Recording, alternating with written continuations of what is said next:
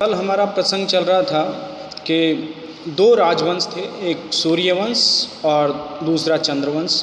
तो यहाँ पर राजा दुष्यंत है, उससे ये कहा जाता है कि महाराज ये आश्रम का मृग है।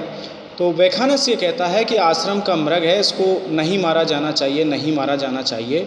और उनको ये आशीर्वाद प्रदान करता है कि महाराज आपका जो जन्म है वो पुरुवंश में हुआ है और पुरुवंशियों के लिए उचित ही है कि आप जंगल के जो जानवर हैं उन पर आप उनको मारने के बजाय उन पर दया करें।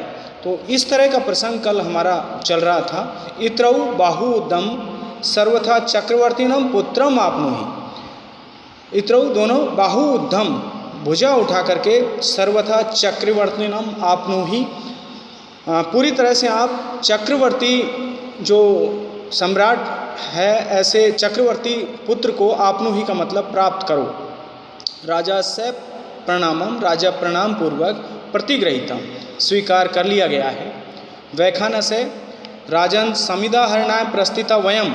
वैखानस यहाँ पर कहता है कि महाराज हम समिधा का मतलब हवन के लिए लकड़ी, जिसके अंतर्गत कैर है, तुलसी है और पीपल है, ये लकड़ियाँ ली जाती हैं। तो वैखानस यहाँ पर कहता है कि महाराज हम हवन के लिए लकड़ी लाने के लिए प्रस्थान कर रहे हैं। ऐसा खलु कण्वस कुलपते अनुमालिनी तीरे आश्रमो दृश्यते। ऐसा यह है कण्वस कुलपते, महर्षि कण्व का अनुमालिनी तीरे आश्रमो दृश्यते, मालिनी नदी के तट पर यह आश्रम दिखलाई पड़ रहा है। न चेत अन्य कार्यात पाते, यदि आपको किसी अन्य कार्य में अतिपाते का मतलब विलंब नहीं हो रहा हो तो प्रविश प्रतिग्रहिताम आतिथ्य सत्कार है, तो वहाँ प्रवेश करके आप आतिथ्य सत्कार है, अतिथि सत्कार को प्रतिग्रहीताम स्वीकार कीजिए। अपिच है और भी। अब देखिए यहाँ पर वैखानस जो पात्र है वो वैखानस शब्द का यहाँ प्रयोग किया गया है। तो वैखानस वो तपस्वी होता है जो ब्रह्म मार्ग पर चलता है। अब ये वैखानस कहता है रम्य तपोधनानाम प्रतिहत विघ्ना क्रिया समावलोक ज्ञास्यसि कियत भुजों में रक्षति मौर्वी किणांकिति। तो सबसे पहले हम इसका अन्वय करेंगे तपोधनानाम प्रतिहत विघ्ना।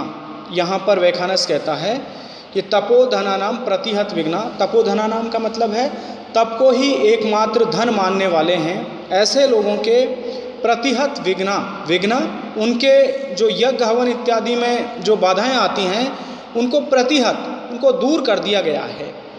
रम्य क्रिया सम अवलोक, और उनकी धार्मिक क्रिया अनुष्ठान को देख करके मौर्वी किणांक में भुजय कियत रक्षति। मौर्वी किणांक मूरवा नाम की जो घास है उसके चिन्ह से चिन्हित में भुजय, मेरी जो भुजा है वो कियत रक्षति, कितनी रक्षा कर पाती है। इति त्वम ज्ञास्यसि, इस बात का तुमको पता लग जाएगा। अब देखिए यहाँ पर सबसे पहले वैखानस ने ये बताया है कि हमारे द्वारा जो तपस्वी लोग धार्मिक अनुष्ठान, यज्ञ अनुष्ठान इत्यादि कर रहे हैं तो उनके जो विघ्न बाधा हैं उनको हमने पूरी तरह दूर कर दिया है। और उनकी जो धार्मिक क्रियाएं हैं उनको देख करके आपको ये पता लगेगा कि मौर्वी किणांक में भुजा कियत रक्षति, मूरवा नाम की घास के चिन्ह से चिन्हित मेरी भुजा कितनी रक्षा कर पाती है। इति तुम ज्ञास्यसि, ये तुमको मालूम पड़ेगा। अब यहाँ पर देखिए सबसे पहले जो शब्द आया है वो तपोधनानाम, तप एव धनम ये शाम ते, तप ही एकमात्र जिनका धन है ऐसे वे। तो इसमें बहुब्रीहि समास होगा। प्रतिहत शब्द है तो ये प्रति उपसर्ग पूर्वक हन धातु से तय प्रत्यय करने पर प्रतिहत बनता है। अब इसमें एक क्रिया शब्द, इससे पहले रम्य शब्द आया है तो रम धातु से पोर्दु उपदात से यत प्रत्यय होगा। रम प्लस यत प्लस टाप, रम्या, इस तरह बनेगा। अब क्रिया शब्द आया है तो यहाँ पर तपोवन में की जाने वाली क्रियाएं, तो उन क्रियाओं में देखिए अध्ययन अध्यापन होता है, शास्त्र चिंतन होता है और देव पूजन होता है, वहाँ पर अतिथि सत्कार किया जाता है। इसके अलावा वन्य जीवों का जो संरक्षण किया जाता है, तो इन क्रियाओं से यहाँ पर तात्पर्य है। ये सब जो कार्य तपोवन में होते हैं, तो इन क्रियाओं से यहाँ तात्पर्य है, जिसमें अध्ययन अध्यापन, शास्त्र चिंतन, देव पूजन, अतिथि सत्कार और वन्य जीव संरक्षण। तो ये इस तरह से आप क्रिया शब्द को डिफाइन करेंगे। अब एक इसमें आया है मौर्वी किणांक। तो जो अच्छा जो प्रतापी शासक होता था अथवा जो प्रजा के हित की बात करता था अथवा प्रजा की रक्षा करता था, तो उसकी जो भुजा है वो मूर्वा नाम की घास के चिन्ह से चिन्हित होती थी, क्योंकि धनुष की जो प्रत्यंचा है वो मूर्वा नाम की घास से बनाई जाती थी और उसको लगातार प्रत्यंचा को खींचने से उसके अंगूठे के यहाँ एक चिन्ह बन जाता था। तो उससे ये मालूम पड़ता था कि ये शासक अपनी प्रजा की रक्षा करने में कितना समय व्यतीत करता है। तो मौर्वी किणांक में भुजा कियत रक्षति, मूर्वा नाम की घास के चिन्ह से चिन्हित मेरी भुजा इनकी कितनी रक्षा कर पाती है, ये आपको वहाँ जा कर के मालूम पड़ जाएगा। तो इस तरह से इसकी व्याख्या होगी। अब देखिए, इससे आगे देखिए, राजा अपि सन्नितो अत्र कुलपति। अपि ये पहले यहाँ पर दिया गया है, तो ये प्रश्नात्मक रूप में यहाँ पर इसका प्रयोग किया गया है कि अत्र कुलपति सन्नितो, क्या यहाँ पर महर्षि कर्ण सन्नित मौजूद हैं, विद्यमान हैं? तो वैखानस कहता है इदानीमेव दुहितरम शकुंतलाम अतिथि सत्कार नियुज्य देवम अस्या प्रतिकूलम समयितुम सोम तीर्थम गतः। इदानीमेव दुहितरम शकुंतलाम अतिथि सत्काराय नियुज्य। इस समय उनकी दुहितर का मतलब होता है पुत्री, तो उनकी पुत्री जो शकुंतला है उसको अतिथि सत्काराय नियुज्य, अतिथि सत्कार में नियुक्त करके देवम अस्या प्रतिकूलम, इसके जो विपरीत भाग्य चल रहा है, जो खोटे ग्रह चल रहे हैं, उनको समयितुम, उनको शांत करने के लिए सोम तीर्थम गतः, वो सोम तीर्थ चले गए। तो राजा भवतु, राजा कहता है अच्छा तामेव द्रक्ष्यामि, तो फिर मैं तामेव द्रक्ष्यामि, उसी को देखता हूँ या उनसे मिलता हूँ। स खलु विदित भक्ति माम महर्षि कथिष्यति।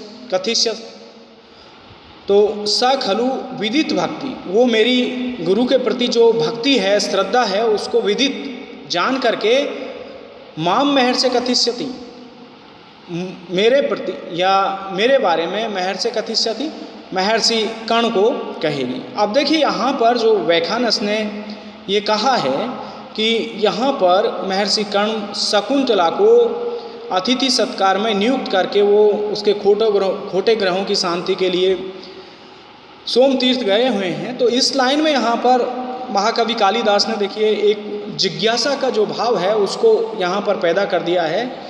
अब राजा दुष्यंत के मन में ये जिज्ञासा पैदा कर दी है कि अतिथि सत्कार के लिए शकुंतला को नियुक्त किया हुआ है, तो अब उसके मन में ये जिज्ञासा है कि उस शकुंतला को देखना चाहिए। राजा अब इसके बाद में वैखानस साधिया में तावत, तो वैखानस कहता है कि अब हम चलते हैं। इति स शिष्यो निष्क्रांत है, इस तरह से वो अपने शिष्यों के साथ में निष्क्रांत निकल जाता है। राजा सूत नोदय अश्वान, राजा कहता है कि सूत सारथी अश्वान नोदय, घोड़ों को हाँकिए। पुण्य आश्रम दर्शनेन तावद आत्मानम पुनिमहे, पुण्य आश्रम दर्शनेन, इस पवित्र आश्रम के दर्शन करने से आत्मानम पुनिमहे, हम अपने आप को पवित्र करेंगे। सूत यद आज्ञा पैतु आयुष्मान, सारथी कहता है कि महाराज जैसी आप आज्ञा प्रदान करते हैं। इति भूयो रथवेगम रूपयति, इस तरह से वो रथ के वेग का निरीक्षण करता है। राजा समन्तात अवलोक, राजा चारों तरफ देख करके अकथितो अपि ज्ञायत एव अयम आभोग तपोवनस्यति। अकथितो अपि ज्ञायत, ये बिना कहे ही मालूम पड़ रहा है आभोग तपोवन है, ये पास में तपोवन है, ये बिना कहे यहाँ पर दिखलाई पड़ रहा है। तो सूत कहता है कथम एव, किस प्रकार से। तो यहाँ पर राजा कहता है किम न पश्यति भवान, क्या आप नहीं देखते हो। ये है ही यहाँ पर।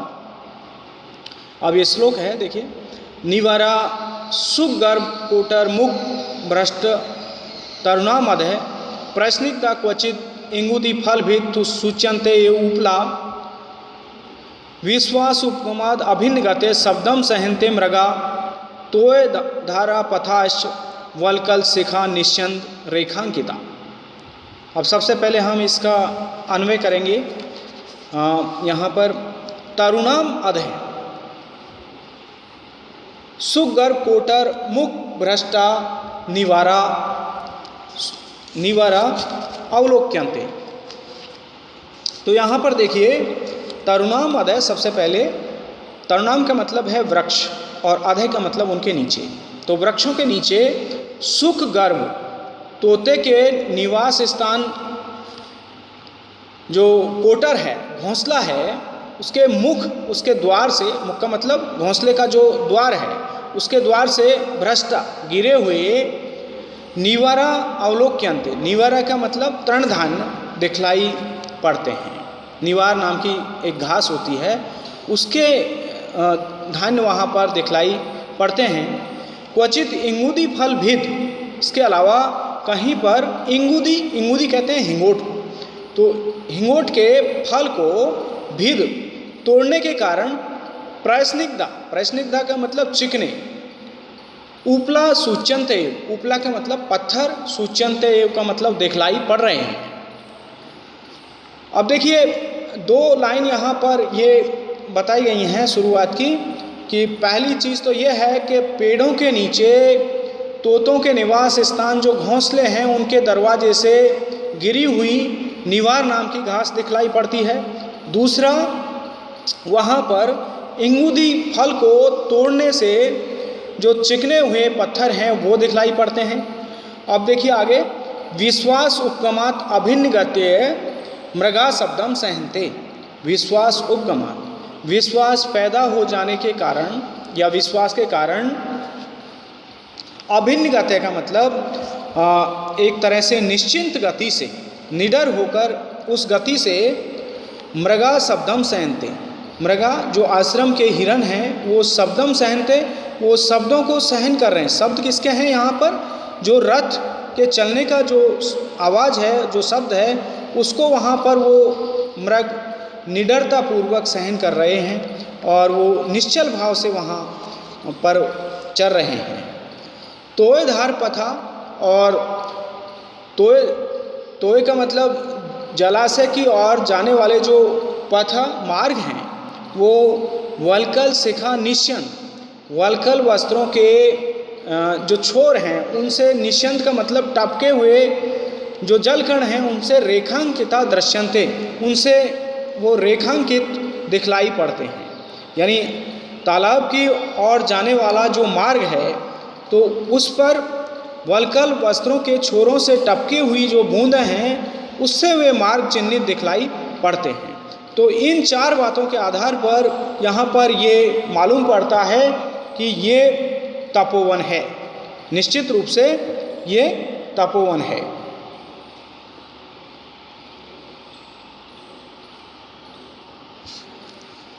अब देखिए ये आश्रम का यहाँ पर वर्णन किया गया है कि निश्चित रूप से ये आश्रम है। तो इसमें देखिए चार चीज़ों के आधार पर ये सिद्ध किया गया है कि ये आश्रम है। तो सबसे पहला यहाँ पर बताया गया है कि जो वृक्ष हैं उनके नीचे जो तोतों के निवास स्थान जो घोंसले हैं उनके मुख से गिरे हुए निवार नाम की घास के तिनके दिखलाई पड़ते हैं। तो देखिए तपोवन एक ऐसी जगह है जहाँ पर पशु पक्षी आराम से जीवन यापन करते हैं। और क्योंकि जो पक्षी है वो सुरक्षित स्थान देखता है, तो यहाँ पर जो घोंसले हैं उनके नीचे तृण धान्य बिखरा हुआ दिखलाई पड़ता है।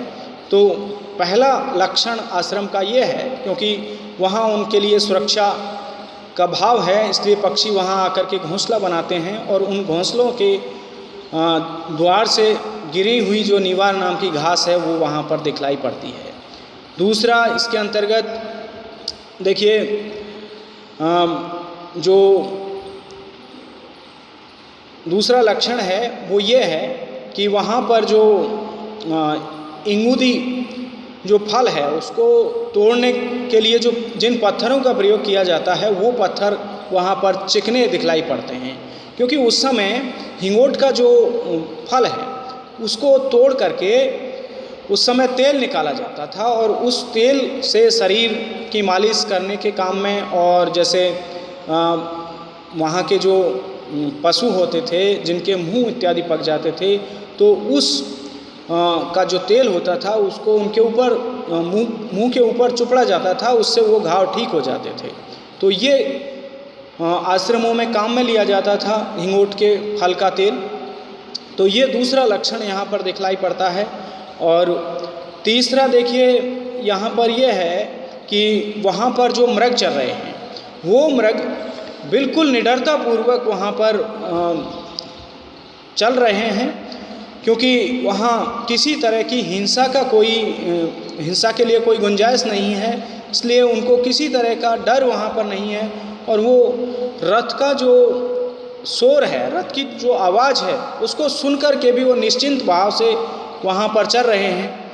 और अंत में देखिए ये बतलाया गया है कि जो जलाशय की ओर जाने वाले जो मार्ग हैं वो वल्कल वस्त्रों के अग्रभाग से टपका हुआ या छोर से टपका हुआ जो जल कण है उनके चिन्ह से चिन्हित हैं, क्योंकि उस समय आश्रम में निवास करने वाले तपस्वी लोग जलाशय में संध्या वंदन के लिए, संध्या वंदन से पूर्व स्नान करने के लिए जाते थे। और वो वल्कल वस्त्रों, क्योंकि उस समय वल्कल वस्त्र धारण किए जाते थे और उन वल्कल वस्त्रों को वो धो करके लाते थे, तो उनके छोर से पानी टपकता था और वो मार्ग में जो मिट्टी है वो बूंदों के चिन्ह से चिन्हित हो जाता था। तो इन चार बातों के आधार पर ये पता लगता है कि ये निश्चित रूप से तपोवन है। अब देखिए यहाँ पर इस श्लोक के अंतर्गत शार्दूल विक्रीडित छंद है। शार्दूल विक्रीडित छंद का लक्षण है सूर्य आश्वई में सजौ सततगा शार्दूल विक्रीडितम। इसके अंतर्गत मगण, सगण, जगण, सगण, तगण, तगण और गुरु वर्ण होते हैं। इस तरह से 19 वर्ण होते हैं और 12 और 7 पर यति होती है। सूर्य 12 माने गए हैं और अश्व 7, क्योंकि ये वास्तु के हिसाब से जब बात करते हैं, क्योंकि शकुन शास्त्र का देखिए अभिज्ञान शाकुंतलम में महाकवि कालिदास ने बहुत प्रयोग किया। तो घोड़े 7 ही शुभ माने जाते हैं। तो 7 हॉर्सेज का जो कॉन्सेप्ट है वो यहाँ पर कालिदास ने दिया है। सूर्य 12 माने गए हैं, तो 12 और 7 पर यति होती है शार्दूल विक्रीडितम में। अब देखिए जब इसमें हम अलंकार की बात करते हैं तो इसके अंतर्गत अनुप्रास अलंकार है, क्योंकि वर्णों की आवृत्ति हुई है, और इसके अलावा स्वभावोक्ति अलंकार यहाँ पर है, क्योंकि आश्रम का स्वाभाविक वर्णन यहाँ पर किया गया है, यथावद वस्तु वर्णनम। तो इस प्रकार से इस श्लोक में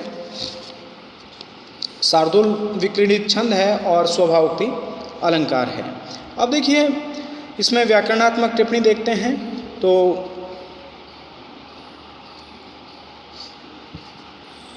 इसमें आया है प्रस्निग्धा, इसमें प्र उपसर्ग है, स्नि धातु है और तय प्रत्यय है, प्रस्निग्धा। इसके अलावा विश्वास, वि उपसर्ग है, स्वस धातु है और घय प्रत्यय है, विश्वास।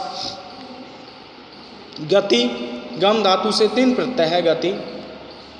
भिन्न, भित धातु से तय प्रत्यय है, भिन्न। निस्यंद निउपसर्ग पूर्वक स्यंद धातु से घय प्रत्यय है। तो ये इसकी व्याकरणात्मक टिप्पणियाँ हो गई।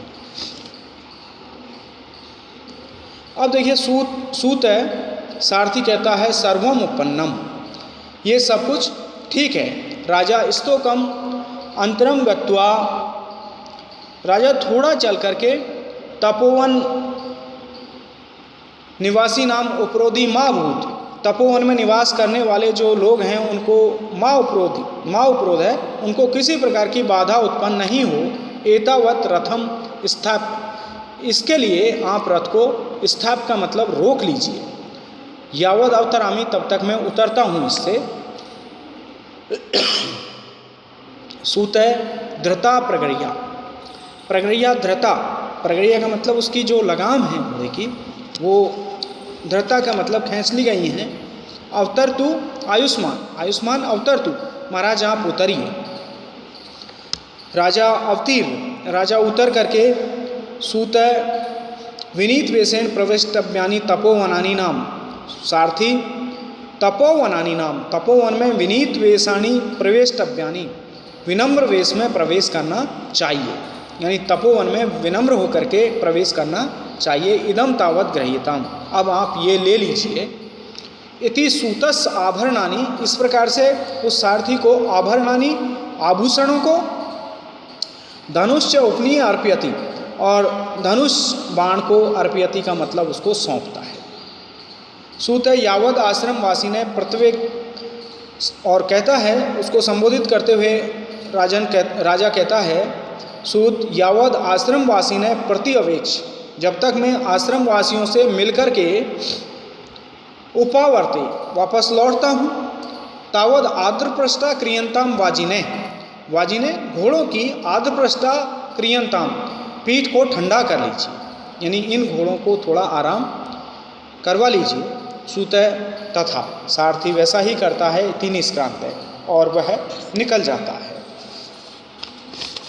अब देखिए राजा परिक्रम अवलोक्य, राजा घूम करके और देख करके, इदम आश्रम द्वारम, ये आश्रम का दरवाजा है। यावत प्रविशामि, तब तक मैं प्रवेश करता हूँ।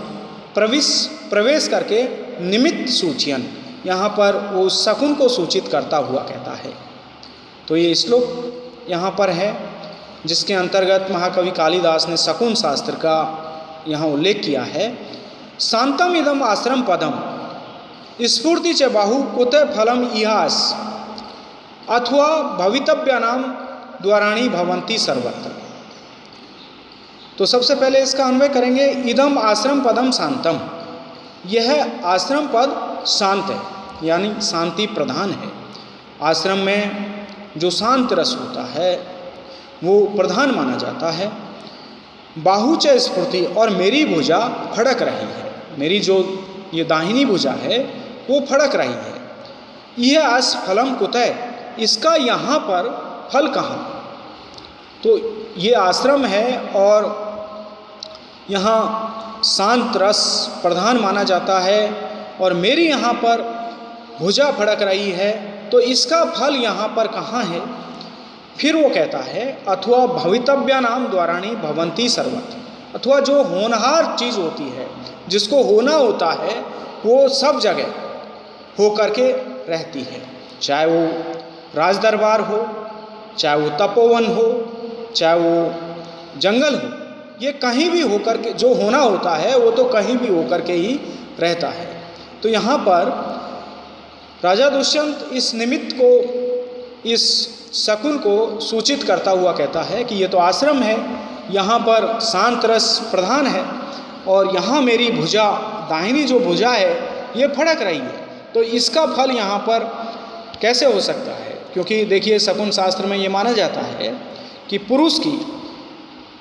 पुरुष का दाहिना अंग जब फड़कता है तो उसको शुभ संकेत माना जाता है कि उसको वहाँ पर कोई प्रेम होगा, या जो खुशी की खबर है वो प्राप्त हो।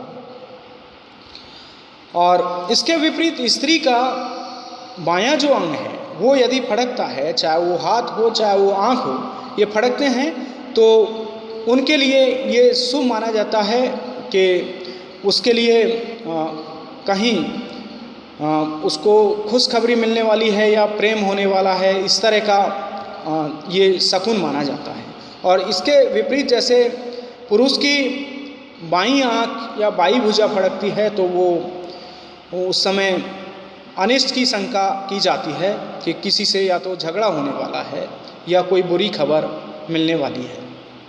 तो ये शकुन शास्त्र के जो नियम हैं, तो यहाँ पर राजा उसी शकुन को सूचित करता हुआ इस श्लोक में कहता है कि ये तो आश्रम है और यहाँ पर शांत रस प्रधान होता है, और यहाँ पर इस भुजा के फड़कने का जो फल है वो यहाँ कैसे मिल सकता है। लेकिन फिर वो निष्कर्ष रूप में ये कहता है कि जब कुछ होना होता है तो वो तो कहीं भी हो करके रहता है, चाहे वो राज दरबार हो, राजभवन हो, चाहे वो तपोवन हो, तो जो होना हो वो हो करके रहता है। तो यदि नायिका का आलिंगन होना है तो वो जरूरी नहीं है कि तपोवन में नहीं हो, वो यहाँ भी हो सकता है।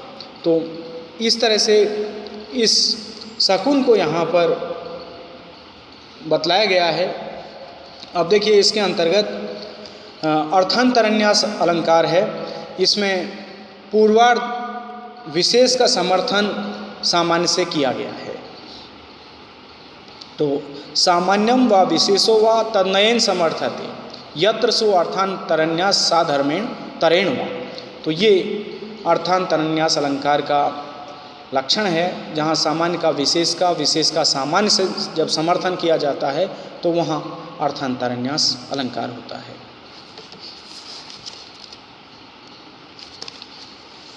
तो इस तरह से इस श्लोक की ये व्याख्या होगी। धन्यवाद।